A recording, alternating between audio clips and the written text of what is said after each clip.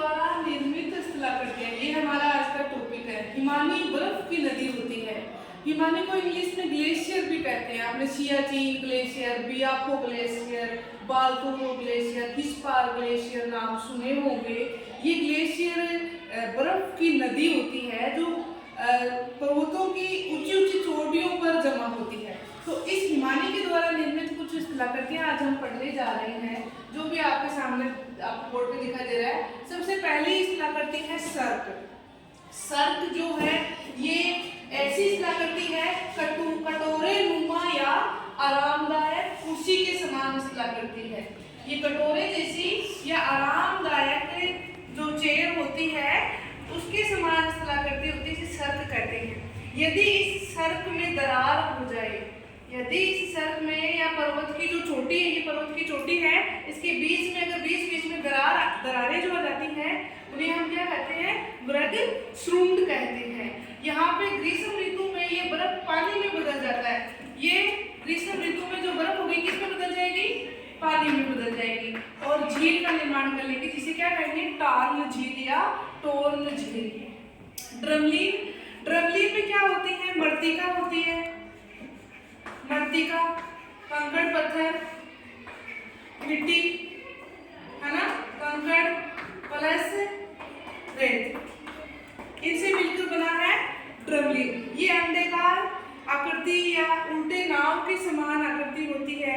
आपको दिख रहा होगा जैसे कोई छोटे छोटे द्वीपों में से असंख्य ड्रमलीन पाए जाते हैं, जिनमें मृत्तिका, कंकड़, रेत और ये सब इसमें निक्षेपित होता है। तीसरे नंबर पे स्थलाकृति है वो एस्कर है। तीसरे नंबर पे जो स्थलाकृति है वो क्या है?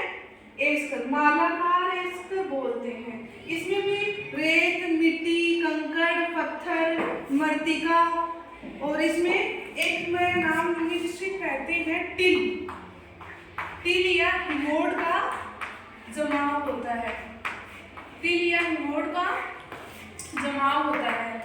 ये परिवहन के मार्ग के रूप में, जैसे रेल की पटरियों के रूप में काम में ले लेंगे इसको शीत ऋतु में, क्योंकि शीत ऋतु में ये पानी, कंकड़, पत्थर सब बर्फ के रूप में ये जम जाएगा, ठोस हो जाएगा ये भाग, तो इसको परिवहन के रूप में भी काम में लिया जाता है। एस्कर को परिवहन के रूप में भी काम में लेते हैं शीत ऋतु में।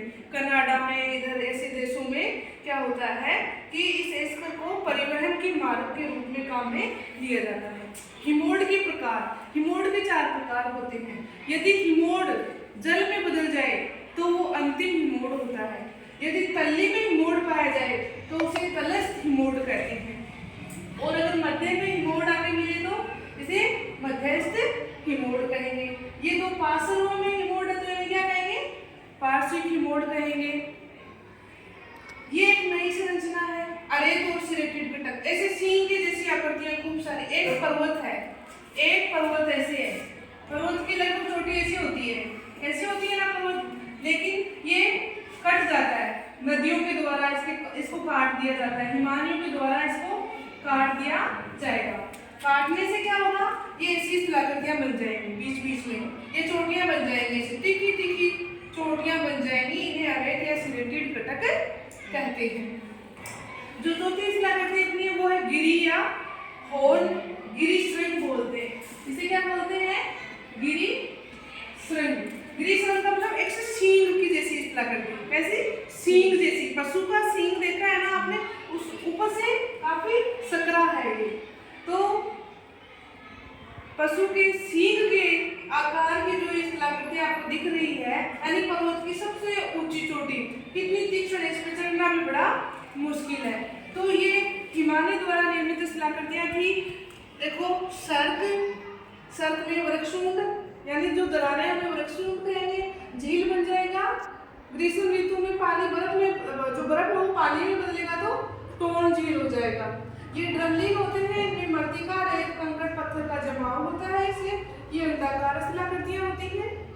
बहुत सारे दिखने में ऐसे लगता है जैसे बहुत सारे द्वीप ही द्वीप हों। ये एस्कर है, ये हिमोड के प्रकार है, और ये तीक्ष्ण जो शिखर आपको दिख रहे हैं ये आरे या दांती के समान है।